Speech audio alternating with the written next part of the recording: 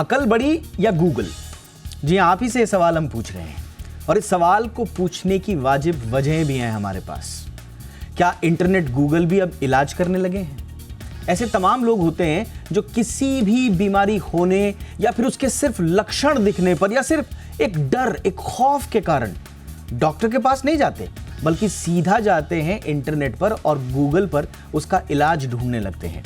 और ये एक तरह का सिंड्रोम है, बीमारी है, जिसे internet derived information obstruction treatment यानी कि IDIOT यानी इडियट सिंड्रोम कहते हैं। ऐसे में आज हम इसी पर चर्चा करेंगे, समझेंगे कि स्वास्थ्य संबंधी मामलों में गूगल ज्ञान पर आंख बंद करके भरोसा करना कितना घातक साबित हो सकता है। साथ ही इडियट सिंड्रोम से उबरने के उपायों पर भी बातचीत करेंगे, एक्सपर्ट से उनकी राय मांगेंगे, पूछेंगे कैसे इससे बाहर निकलें। पहले देखिए आप रिपोर्ट, मैं लौट रहा हूं बहुत ही खास मेहमानों के साथ।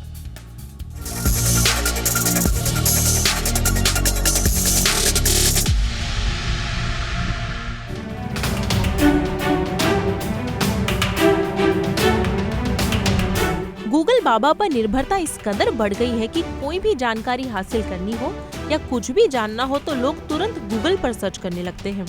लेकिन क्या स्वास्थ्य संबंधी समस्याओं का सही निदान इंटरनेट पर मिल सकता है? दरअसल ये सवाल इसीलिए क्योंकि ऐसे तमाम लोग होते हैं जो किसी बीमारी के होने या इसके लक्षण दिखने पर भी सीधे गूगल पर जाते हैं। डॉक्टर गूगल की मदद से खुद डॉक्टर बन जाते हैं और खुद अपना इलाज भी शुरू कर देते हैं। दरअसल ये एक तरह की बीमारी है जिसे इडियट सिंड्रोम कहते हैं। सरल भाषा में कहे तो इडियट सिंड्रोम का शिकार व्यक्ति किसी बीमारी के होने या लक्षण दिखने पर डॉक्टर के पास जाने की बजाय सीधे इंटरनेट का रुख करता है। इतना ही नहीं, वो ऑनलाइन समाधानों पर बहुत हद तक भरोसा भी कर लेता है। जाहिर है, बीमारी और इसके लक्षणों को लेकर इंटरनेट पर सुझाए गए उपाय काफी घातक साबित हो सकते हैं। ऐसी स्थिति तो और घातक होती है जब इडियट सिंड्रोम का शिकार व्यक्ति सामान्य सी स्वास्थ्य समस्या को भी बड़ा मान बैठता है और इसी चिंता में अवसाद का शिकार हो जाता है। दरअसल इडियट सिंड्रोम के शिकार व्यक्ति को डॉक्टर पर भरोसा कम होने लगता है। वह इंटरनेट पर दिए गए समाधानों पर भरोसा करके खुद डॉक्टर बन जाता है। ऐसे में अनाप शनाप इलाज से कई बार वो और बीमार हो जाता है। उसकी स्वास्थ्य संबंधी दूसरी दिक्कतें बढ़ जाती हैं। इडियट सिंड्रोम के शिकार लोग आमतौर पर ये सोचते हैं कि डॉक्टर केवल पैसे लूटने के लिए इलाज करते हैं। इसी सोच के चलते वो डॉक्टर की बजाय डॉक्टर गूगल पर भरोसा करते हैं। ऐसे लक्षण को विज्ञान की भाषा में साइबरकॉन्ड्रिया भी कहते हैं। मान ले कि किसी को गैस बनने से छाती में दर्द होने लगे। ऐसे में साइबरकॉन्ड्रिया का शिकार व्यक्ति जब इस तरह के दर्द को इंटरनेट पर सर्च करता है तो उसे गैस की शिकायत के साथ साथ हार्ट डिजीज जैसे खतरे भी दिखाए जाते हैं। ऐसे में व्यक्ति और परेशान हो जाता है और बगैर डॉक्टर की सलाह के बेवजह हार्ट डिजीज से जुड़े ECG जैसे और कई टेस्ट कराने लगता है। उसकी चिंताएं बढ़ जाती हैं। कुछ मामलों में वो डॉक्टर की सलाह और उसके सुझाए उपायों को भी झूठ मानने लगता है। उसे लगता है कि वो किसी गंभीर समस्या से पीड़ित है जिसे डॉक्टर भी नहीं पकड़ पा रहे हैं। ये साइबरकॉन्ड्रिया की वजह से होता है। इससे बचने की बात करें तो इंटरनेट से मिला ज्ञान आपको अलर्ट कर सकता है, आपका इलाज नहीं कर सकता। इस बात को समझना होगा। डॉक्टर गूगल की मदद से किसी को खुद इलाज शुरू नहीं कर देना चाहिए। किसी भी बीमारी का डॉक्टर ही सही इलाज कर सकता है। अगर कोई डॉक्टर किसी दवा को चला रहा है और इससे तत्काल आराम नहीं मिल रहा है तो धैर्य रखें। बीमारी है, धीरे धीरे ही जाएगी। ऐसे में जब मामला सेहत से जुड़ा हो तो भ्रामक रील्स और इंटरनेट के इलाज पर नहीं, डॉक्टर पर भरोसा करने में ही भलाई है। ब्यूरो रिपोर्ट, जी मीडिया। बहुत ही खास मेहमान आज की चर्चा में हमारे साथ जुड़ चुके हैं। स्वागत करते हैं डॉक्टर गौतम भंसाली का, सीनियर फिजिशियन है बॉम्बे हॉस्पिटल में। बहुत बहुत स्वागत है डॉक्टर भंसाली आपका हमारे शो पर। हमारे साथ हैं डॉक्टर समीर भाटी, जाने माने पब्लिक हेल्थ एक्सपर्ट हैं। डॉक्टर भाटी, गुड इवनिंग, बहुत बहुत स्वागत है। और हमारे साथ हैं doctor Rajiv Mehta, senior psychiatrist, sir Gangaram hospital में। डॉक्टर मेहता, आपका भी बहुत बहुत स्वागत है। डॉक्टर भंसाली, चर्चा की शुरुआत आपसे। ये जो सिंड्रोम है और नाम बड़ा चुन के रखा गया है इसका, इडियट सिंड्रोम, और वाकई में बड़ा इडियोटिक महसूस होता है जब हम ये रियलाइज़ करते हैं कि बजाय डॉक्टर के पास जाने के हम गूगल बाबा के पास जा रहे हैं और हम सोच रहे हैं कि हम डायग्नोसिस कर रहे हैं, सेल्फ डायग्नोसिस कर रहे हैं, लेकिन एक्चुअल में ये सेल्फ मिस डायग्नोसिस ज़्यादा हो रहा है। सर, कितनी बड़ी समस्या है सर, ज़रा एक्सप्लेन कर पाएं अगर आप। दीपक जी, आज के ज़माने में अगर हेल्थ से रिलेटेड कोई सबसे बड़ी समस्या है तो उससे कह सकते हैं कि जो आपने ये सिंड्रोम बताया है, idiot syndrome, internet derived information obstructing treatment, ये सबसे बड़ा एक तकलीफ है जो आज हेल्थ सेक्टर में सबसे बड़ा तकलीफ है, सबसे बड़ा आप कह सकते हैं कि एक चैलेंजेज है जो डॉक्टर्स को झेलना पड़ रहा है। आज डॉक्टर्स का एक ट्रेनिंग होता है प्रोफेशनल वे में, एक एकेडमिक चीज़ में अच्छा होने में, टेक्निकल चीज़ में अच्छा होने में, लेकिन अभी डॉक्टर्स को बिकॉज ऑफ गूगल बाबा या बिकॉज ऑफ दिस जो इंटरनेट की वजह से जो इन्फॉर्मेशन आ रही है, उन डॉक्टर्स का एक कम्युनिकेशन स्किल्स भी बहुत अच्छा होना जरूरी हो गया ताकि पेशेंट को वो ढंग से एक्सप्लेन कर सके।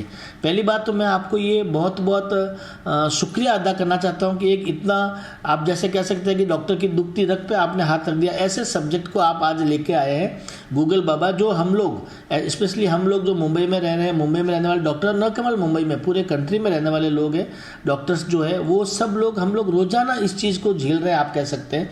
मेरे पास अभी जैसे परसों की बात है, एक पेशेंट एडमिट है, उसको लूज मोशन वॉमिटिंग हो रहा था, सोनोग्राफी करवाया, थोड़ा सा हल्का सा स्वेलिंग है, इन्फ्लामेशन है उसके अंदर। वो मैं वापस शाम को राउंड पे गया, जाके देखा तो वो बेचारा सर पकड़ के बैठा, उसके घर वाले रो रहे हैं कि साहब मेरे बेटे को कैंसर हो गया, कैंसर हो गया। बोला किसने बोला कैंसर हो गया? बोला नहीं, उसमें बताया सोनोग्राफी में कि थोड़ा सा स्वेलिंग है, इन्फ्लामेशन है। मैं कहा वो तो इन्फ्लामेशन है, जस्ट कैंसर नहीं है। बोला नहीं, इसने बैठ के पूरा गूगल सर्च कर लिया और गूगल में लिखा कि कैंसर भी हो सकता है। अब हो सकता है में तो बहुत कुछ हो सकता है, उसका कोई उपाय नहीं है। मैं आपको बताता हूँ कि हमारे बॉलीवुड के, मैं नाम नहीं बोलना चाहता, बहुत बड़े कंपोजर सिंगर है, एवरीडे उनका फ़ोन आता है, लीवर एंजाइम थोड़ा सा 40-45 है, उसकी जगह पे 60-65 है, कभी उनका कभी उनकी वाइफ का। हर 3-4 महीने में वो जा के सीटी स्कैन करवा लेते हैं एब्डोमेन का, पहले से कि डॉक्टर साहब मेरे को कोई कैंसर तो नहीं हो जाएगा। मैं उनको 10 बार समझा चुका हूँ कि ऐसे कैंसर नहीं होता है, हम ऑब्जर्व करेंगे, जब जरूरत है तभी टेस्ट करवाओ, ज़बरदस्ती टेस्ट मत करवाओ। और आप बार बार सीटी स्कैन करवाओगे, वो रेडिएशन से आपको कैंसर हो जाएगा। सो गूगल एक इंफॉर्मेशन दे सकता है, आपको एक अलर्ट कर सकता है, बट वो सब कुछ है वैसा नहीं है। और एक सबसे बड़ी समस्या ये है कि यंग जनरेशन के पेशेंट आते हैं, यंग मतलब 40-45 के बॉर्डर लाइन जो पेशेंट होते हैं, जो हाइपरटेंशन है, ब्लड प्रेशर डायग्नोसिस हुआ है एंड उनको सीवियर हेडेक हो रहा है, डॉक्टर अगर ट्रीटमेंट लिख के भी दे रहा है एक सर्टन टाइम के बाद, जब प्रॉपर एग्जामिन करने के बाद में, वो थोड़े दिन तक लेते हैं, फिर बाद में दवाई फेंक देते हैं, दवाई लेते नहीं, इंटरनेट से जो इन्फॉर्मेशन निकालते हैं उनको लगता है कि नहीं मेरे को बंद कर देना चाहिए। खुद ही डायग्नोस करते हैं, खुद ही अपने हिसाब से ट्रीटमेंट लेते हैं, और वो सबसे बड़ा तकलीफदायक होता है पेशेंट के लिए। डॉक्टर को तकलीफ आती है उनको कम्युनिकेट करने में, समझाने में, एक्सप्लेन करने में, लेकिन सबसे बड़ी तकलीफ आती है पेशेंट के लिए, जो उनके फ्यूचर के लिए ठीक नहीं होता। एब्सोल्युटली, मैं वही एग्जैक्टली वही कि आप सेल्फ डायग्नोसिस कर रहे हैं या सेल्फ मिस डायग्नोसिस कर रहे हैं, अब ये आपको सोचना है कि आप गूगल बाबा के भरोसे किस दिशा में जा रहे हैं। और सर ने बड़े अच्छे एग्जाम्पल दिए कि कैसे छोटी छोटी प्रॉब्लम को, उसके जो एंड रिजल्ट होते हैं वो किसी न किसी रूप में कैंसर ही निकल रहा होगा गूगल के ऊपर। तो इसके बाद जो एंग्जाइटी शुरू होती है, जो डर, जो भय शुरू होता है, वो तो आपको दूसरी बीमारियां दे रहा है। डॉक्टर समीर भाटी, आप तो पैथोलॉजी से बहुत पुराने समय से जुड़े रहे हैं। आजकल तो लोग देखते हैं डॉक्टर के गूगल के पास गए और गूगल बाबा के पास जाने पर डायग्नोसिस भी कर दिया, उसके बाद टेस्ट भी लिख देते हैं वो अपने लिए कि ये टेस्ट करना है, और फिर आपके पास आते होंगे। जरा थोड़ा सा समझाएं सर इसको कि आपका क्या अनुभव रहा है इस तरह में।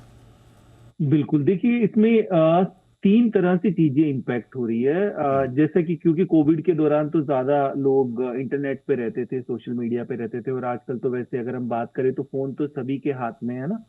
तो उसको जो लोग सर्च करते हैं, कैसे करते हैं कि एक तो अपने कई बार लक्षणों को लेके कि किसी भी तरह के सिम्टम है तो उस सिम्टम से वो सर्च करेंगे कि मेरे को एसिडिटी हो रही है, तो फिर वो एसिडिटी के कारण बहुत सारे आ जाएंगे, पर ज्यादातर देखा है कि उसमें जो वर्स्ट कारण होगा ना उसको ढूंढेंगे। फिर देखेंगे कि अच्छा मुझे भूख नहीं लग रही, मेरी एपेटाइट कम है, मुझे वीकनेस बहुत ज्यादा फील होती है। तो इस तरह से सिम्टम से वो सर्च करके, और उसमें सबसे पहले ध्यान जाता है उनका कैंसर के ऊपर। लैब के अंदर अक्सर क्या होता है कि कोई भी टेस्ट कराते हैं, जैसे आपने सुना होगा सीआरपी टेस्ट, जो कोविड के दौरान काफी पॉपुलर था। तो सीआरपी एक आम टेस्ट है, बट सीआरपी थोड़ा सा बड़ा हुआ, वो बहुत सारे कारणों के अंदर बढ़ जाता है, पर उसमें भी उनका ध्यान उसी तरफ जाता है कि कैंसर, हार्ट डिजीज, 2 चीजों को लेके तो बहुत ज्यादा लोगों को इसमें कई बार पैनिक हो जाता है। तो एक तो कैटेगरी है जो एक्सेसिव टेस्ट कराते ही हैं, उनको लगता है कि कुछ ना कुछ मुझे है, और वो रिपीटेटिव टेस्ट जैसे डॉक्टर बंसाली ने बताया वो कराते हैं। दूसरे जो गूगल में बहुत ज्यादा सर्च करते हैं अपने सिम्टम्स को लेके, और फिर उसके बाद वो ओवर टेस्टिंग कराते हैं, जैसे ओवर द काउंटर मेडिकेशन हो गई, ऐसे ओवर टेस्टिंग। फिर वहां पे कहीं भी टेस्ट रिजल्ट में कोई वेरिएशन आता है तो वो डॉक्टर से कंसल्ट नहीं करेंगे, उस हाई वैल्यू को फिर वो अपनी तरह से गूगल में सर्च करके उसकी अपनी एक्सप्लेनेशन तैयार करेंगे। तो ये मतलब वो फिर गूगलिंग होना शुरू हो जाता है। तो इसमें सबसे बड़ा तो पहले वो इमोशनली ड्रेन्ड हो जाते हैं, और उसके बाद फिर वो ओवर टेस्टिंग में, इवन ओवर मेडिकेशन के अंदर।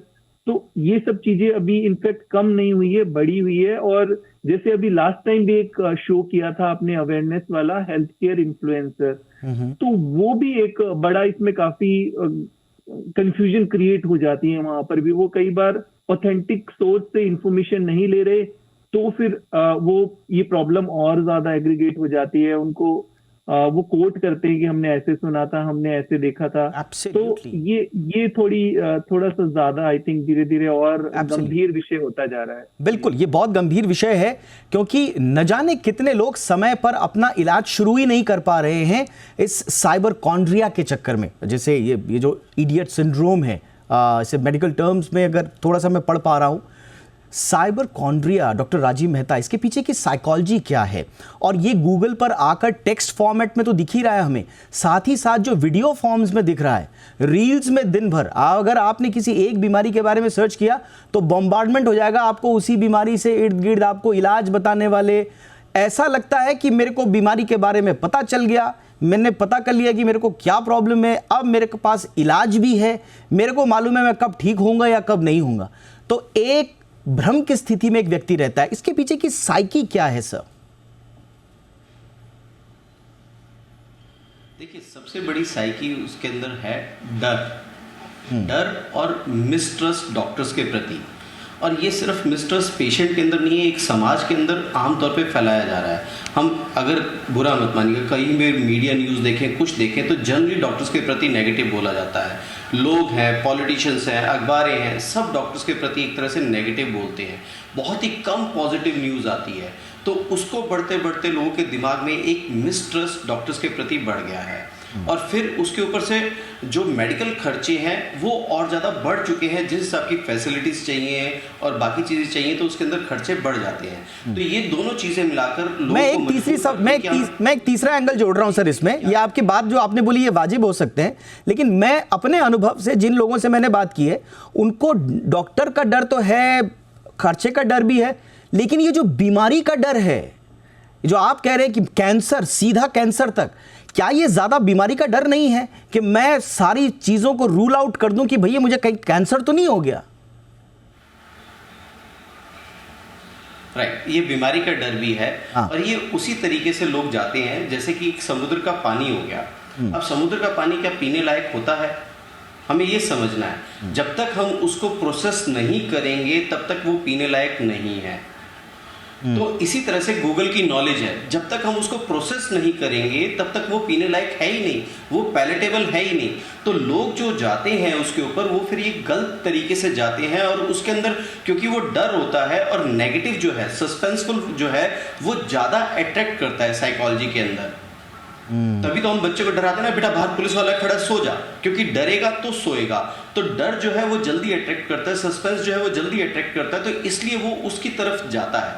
और गूगल के अंदर कमी ये है कि वो वहां पर परसेंटेज नहीं देगा कि क्या परसेंटेज किसके अंदर है, क्या परसेंटेज किसके अंदर है, और वो बिना खाए पिए खिचड़ी एक खा लेंगे।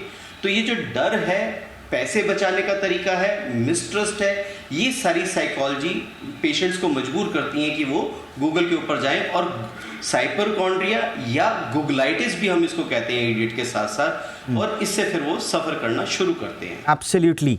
ब्रेक पर जाने से पहले हमने साइबरकॉन्ड्रिया की बात करी। डॉक्टर भंसाली, मैं पढ़ रहा हूँ नोसोफोबिया भी होता है एक। अब नोसोफोबिया में आपको ये डर रहता है हमेशा कि आप कोई लाइफ थ्रेटनिंग डिजीज का शिकार तो नहीं हो गए, कोई क्रोनिक डिजीज का शिकार तो नहीं हो गए। तो ये भी एक प्रवृत्ति है सर आम इंसानों में कि मुझे अच्छी लाइफ जीनी है और मैं पल पल अपने हर सिम्टम पे ध्यान रखूं कि कहीं मैं किसी लाइफ थ्रेटनिंग डिजीज की चपेट में ना आ जाऊं। तो ये नोसोफोबिया भी है सर, जो लोगों को गूगल पर जाने पर बार बार मजबूर करता है। टीवी चला रखा है। डेफिनेटली दीपक जी, सबसे बड़ा जो आज की तारीख में तकलीफ आ रही है, हर आदमी अपनी लाइफ को अच्छे ढंग से जीना चाहता है। प्लस जो आजकल कोविड के बाद में जो थोड़े से हादसे ज़्यादा सुनने को मिल रहे हैं, maybe because of WhatsApp, maybe because of alertness, maybe because of awareness, media, whatever reason, सुनने को मिल रहा है कि यंग आदमी की डेथ हो जाती है। तो एक बड़ा एक डर फैला हुआ है सोसाइटी के अंदर, और लगता है कि जब सारी फैसिलिटी अवेलेबल है तो मैं उस फैसिलिटी का फ़ायदा क्यों ना उठाऊं। अगर सारे टेस्ट, अगर 1,000 रुपये में मेरे 80 टेस्ट हो रहे तो मैं टेस्ट करवा देता हूँ। मुझे हेल्थ के मामले में कंप्रोमाइज़ नहीं चाहिए, मेरे को मेरा घर संभालना, परिवार संभालना। न्यूक्लियर फैमिली आजकल ज़्यादा हो गई है, स्ट्रेस लोगों का काफ़ी ज़्यादा बढ़ गया है, तो वो लोग चाहते हैं कि मैं हेल्थ वाइज फिट रहूँ, बाकी मैं मेरा काम वगैरह करता रहूँ। और उस चक्कर में एक के बाद एक टेस्ट करवाते रहते हैं, टेस्ट करवाते हैं। हल्का सा उसमें अगर थोड़ा सा बोल्ड लेटर में कुछ लिखा रहता है, OSG OTPT ज़्यादा है या हीमोग्लोबिन 12.1 है, लेकिन दिखाता है कि थोड़ा सा लो है, तो आदमी वर्स्ट कम वर्स्ट जो सिचुएशन होती है वो लगता है कि मेरे साथ होगा, कैंसर मेरे साथ होगा, हार्ट अटैक मेरे साथ होगा, लिवर सिरोसिस मेरे साथ होगा, ब्रेन का ट्यूमर मेरे साथ होगा।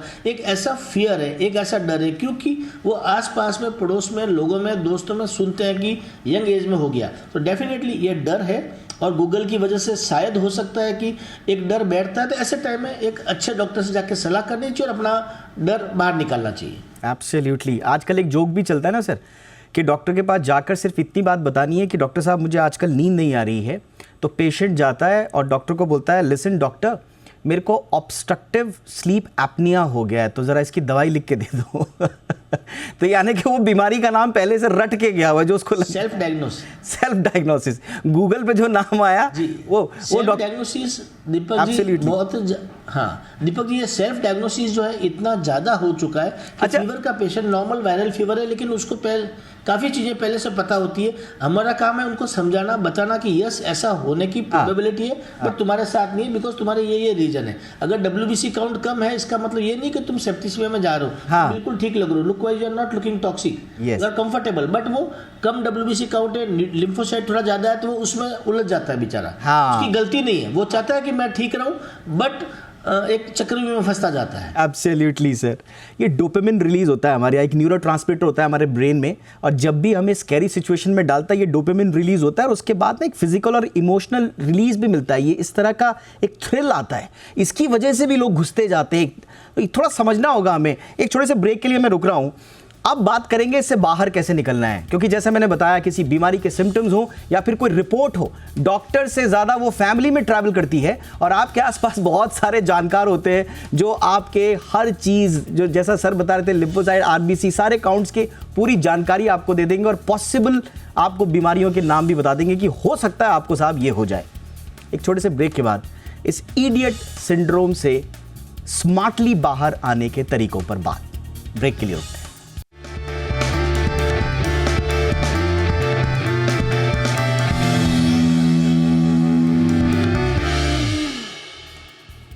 ब्रेक के बाद आपका स्वागत है। तो सवाल वही है, अकल बड़ी या गूगल? आप अपने आसपास पूछिए इस सवाल को, तो ज़बान से भले ही वो जो भी जवाब दें, लेकिन दिल में चल रहा होगा गूगल ही बड़ा है साहब। इसीलिए कोई अपनी अकल नहीं लगा रहा है, ख़ास तौर से अपने ट्रीटमेंट के लिए, अपनी बीमारियों के इलाज के लिए, सिम्टम्स को समझने के लिए, और इसीलिए आज हम इस पर बात कर रहे हैं।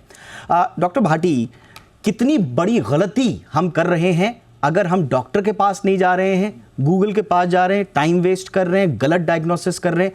कितनी बड़ी गलती एक आदमी कर रहा है सर? क्योंकि एक तो आपका ट्रीटमेंट डिले हो जाता है। कई बार बहुत सारी ऐसी चीजें होती हैं जहाँ पे हमारे पास वो एक गोल्डन टाइम होती है, तो एक वो ट्रीटमेंट डिले तो होता ही होता है। दूसरा, अगर हम बात करें तो सबसे ज्यादा लोग सर्च करते हैं दवाइयों के साइड इफेक्ट के बारे में, तो उससे एक इमोशनल ट्रॉमा काफी होता है कि वो साइड इफेक्ट पढ़ के फिर उनको वैसे, क्योंकि वो इमोशनली ड्रेन्ड होते हैं, वो साइड इफेक्ट होना शुरू हो जाते हैं। और तीसरा, अननेसेसरली डायग्नोस्ड करते हैं, जिसमें कई बार मिस डायग्नोस्ड हो जाते हैं। तो ये तीन इसके काफी ज्यादा इंप्लीकेशन है, खासतौर पे अगर हम देखें, क्योंकि इसमें बहुत सारी चीजें कोरिलेट करनी होती है। और चौथा सबसे बड़ी बात है कि वो अश्योरेंस एक सही राइट पर्सन से नहीं लेते, हेल्थ केयर प्रोवाइडर से नहीं, किससे वो अश्योरेंस ले रहे हैं, और वो उस चीज के ऊपर और स्टैंप कर देते हैं कि हाँ ये हो सकता है। तो बहुत हद तक इसमें घूम फिर के यही बात आती है कि जरूरी है कि आप एक्सपर्ट से जरूर मिले जब भी आपको टेस्ट कराना है, या आपको मेडिसिन किसी भी तरह की आप शुरू कर रहे हैं, उसके साइड इफेक्ट के बारे में आपको कोई भी क्वेरी है, तो बहुत ज्यादा जरूरी है कि आप डॉक्टर से बात जरूर कर लें। डॉक्टर गौतम बंसाली, क्या सलाह देंगे सर? कितनी बड़ी गलती लोग कर रहे हैं अगर रिपीट करते रहते हैं इस तरह? जी डेफिनेटली, जैसे हर कॉइन के दो साइड होते हैं, ऐसे गूगल इतना ख़राब नहीं है, बट यस उसमें इंफॉर्मेशन मिलती है तो लेनी चाहिए, लेकिन उसके बाद में अगर आपको हल्का सा ही मन में डर हो जाता है, एक ऑब्सेसिव कंपल्सन टाइप नहीं हो जाना चाहिए आपके मन में कि बार बार गूगलिंग करें, एक एक चीज़ को गूगलिंग करें, या ऐसा नहीं हो कि हर सीरियस बीमारी, सीरियस इलनेस आपको ही हो रही है, उसके लिए गूगलिंग कर रहे हैं, फिर आपको स्वेटिंग हो रही है, हार्ट बीट आपकी बढ़ रही है। ऐसा अगर हल्का सा भी होता है तो इमीडिएटली डॉक्टर से कंसल्ट करें। क्यों डॉक्टर से कंसल्ट करना होता है? क्योंकि डॉक्टर हो सकता है कि आपके जो पैरामीटर है, जो आपकी रिपोर्ट आई है, जो आपके साइन ऑन सिम्टम्स है, वो आपके केस में अलग हो और जो गूगल ने दिखाया वो कोई और टाइप के केसेस में हो। जैसे आजकल जैसे ये ब्रूफेन की गोलियां होती है, पेन किलर हम लोग दवाई देते हैं, हर पेशेंट में नहीं दे सकते हम लोग। जिनका क्रिएटिन लेवल हाई होता है उनको नहीं दी जाती क्योंकि वो नेफ्रोटॉक्सिक होती है, बट जिनका नॉर्मल है उनको दे सकते हैं। सो हर पेशेंट के लिए मेडिकल फील्ड एक बहुत ही वास्ट फील्ड है, अलग टाइप का फील्ड है। हर चीज़ एआई से, गूगल से नहीं हो सकता। यस, गूगल एक अच्छा है जो आपको अलर्ट करता है, आपको इंफॉर्मेशन देता है, लेकिन वो इंफॉर्मेशन के साथ में घबराना की बात नहीं, घबराना नहीं चाहिए, पैनिक नहीं होना चाहिए। कंसल्ट करिए डॉक्टर के साथ में, बैठिए, बिलीव करिए अपने डॉक्टर को। जिस भी डॉक्टर पर आप ट्रस्ट करते हैं उन पर भरोसा करिए, ट्रस्ट करिए, और अननेसेसरी अपनी मर्जी से सेल्फ मेडिकेशन, अननेसेसरी अपनी मर्जी से सेल्फ इन्वेस्टिगेशन नहीं करना चाहिए, वो ज़्यादा हार्मफुल होता है। एब्सोल्युटली। मैं एक छोटा सा एग्जांपल आपको देता हूँ क्विकली। प्रोस्टेट का प्रॉब्लम जो हर पुरुषों में होता ही होता है एक एज के बाद, उसमें एक PSA टेस्ट होता है जिससे एक प्रोस्टेट कैंसर की संभावना को रूल आउट करने की कोशिश की जाती है। 4.6 से ऊपर है तो फिर आगे बायोप्सी वगैरह के लिए डॉक्टर सलाह देते हैं। लेकिन PSA, एक मित्र है हमारे, उनके पिता का PSA आ गया 6 पॉइंट समथिंग, और उन्होंने मान लिया कि ये कैंसर है, ये मान लिया और अपने घर में बता दिया, फादर को बता दिया, सबको बता दिया, और सबको लगा कि अब तो ज़िंदगी ख़त्म हो चुकी है, अब तो कैंसर हो गया है, और वो उस तरह से ट्रॉमा में चले गए। पूरा मेंटल उनका हेल्थ हिल गया, पूरा फैमिली का स्ट्रक्चर एकदम ताना बाना बिखर जाना जिसको बोलते हैं। बाद में जब कोरिलेशन स्थापित किए गए, बायोप्सी वगैरह हुई, कोई कैंसर नहीं था, और तब जाके उनको ये रियलाइजेशन हुआ कि गूगल से जाके PSA का गलत उन्होंने जो इंटरप्रिटेशन किया उससे कितना बड़ा नुकसान उनको हुआ। बहरहाल डॉक्टर राजीव, क्या सलाह देंगे सर, कैसे मानसिक रूप से खुद को तैयार करें कि बार बार गूगल पर जाना ठीक नहीं? बिल्कुल भी ठीक नहीं है। ये बिल्कुल वैसे ही हो गया कि अब जैसे हम बार्बर से बाल कटवाते हैं और वही कैंची आपका बुटीक वाला भी यूज़ करता है, टेलर भी यूज़ करता है, तो क्या हम काम चेंज कर सकते हैं?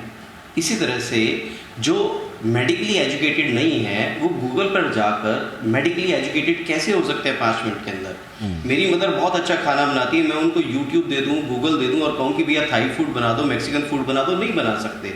तो इसी तरह से इंसान को समझना है कि कुछ भी करने के लिए उसके लिए practice makes a man perfect. वो प्रैक्टिस चाहिए, तो तभी उसकी पूरी जानकारी का वो एब्जॉर्ब कर पाएगा। तो गूगल से दूर रहे, और बहुत ज़्यादा दिक्कत है, आपने पढ़ लिया तो फिर आप डॉक्टर से पूछ लीजिए। पहली बात तो ये है कि आप दूर रहें, और अगर फिर भी पढ़ लिया, आपको कोई जानकारी है, तो उस एजम्पशन को ट्रुथ मत माने। ये तो वैसे ही हो गया कि जैसे हम फुटपाथ पे चल रहे हैं तो किसी न किसी का एक्सीडेंट हो सकता है। गूगल वैसे हो सकता है कि अगर आपने पढ़ लिया तो वो हो सकता है, होगा ऐसा नहीं है। एब्सोल्युटली। देखिए 7 से, यस सर, ऐसा नहीं है। एब्सोल्युटली पढ़िए, डॉक्टर के साथ डिस्कस कर लीजिए। बिल्कुल सर। देखिए जाते जाते हम बस इतना कहेंगे, 7 से 11 साल लगते हैं एक डॉक्टर को बनने में, एक लाइसेंस्ड डॉक्टर को बनने में। अंडर ग्रेजुएट जो उनकी कोर्सेज हैं, फिर मेडिकल स्कूल जाना है, फिर रेजिडेंसी है, फिर स्पेशलाइजेशन है। लाइसेंस डॉक्टर बनने में लगभग 11 साल लग जाते हैं। आप 11 साल की पढ़ाई किए बगैर खुद को डॉक्टर मान लें और ऑथेंटिकेट करने की कोशिश करें गूगल से, तो आप समझ सकते हैं कि आप कितने गलत फहमी में जी रहे हैं। बंसाली सर कुछ कह रहे हैं क्विकली? दीपक जी, ये तो आजकल दीपक जी आजकल काफ़ी ज़्यादा हो रहा। कल ही एक बहुत बड़े पॉलिटिशियन अखिलेश यादव जी, मैंने देखा था टीवी चैनल पे, बोल रहे थे कि हमारे ज़माने में 500 मिलीग्राम की पैरासीटामोल से बुखार उतरता, आजकल 650 की पैरासीटामोल से भी बुखार नहीं उतरता। इसमें बीजेपी ने कुछ घपला किया। अभी इस तरह के गूगल और आ जाएंगे तो मुझे लगता है कि बेचारे मरीज बहुत ज़्यादा इफेक्टेड हो जाएंगे। एब्सोल्युटली सर, ये सारी एब्सोल्युटली। तो प्लीज इडियट सिंड्रोम से बाहर आइए। कैसे आना है आज हमारे तीनों मेहमानों ने बखूबी बता दिया। बहुत बहुत शुक्रिया डॉक्टर राजीव मेहता, आपने वक्त निकाला sir. Doctor Gautam Bansali, thank you so much sir, आपने भी वक्त निकाला हमारे लिए। Doctor Sameer Bhati, thank you so much sir. आपकी खबर आपका फायदा में इतना ही। इजाजत दीजिए, अपना ख्याल रखिए, नमस्कार।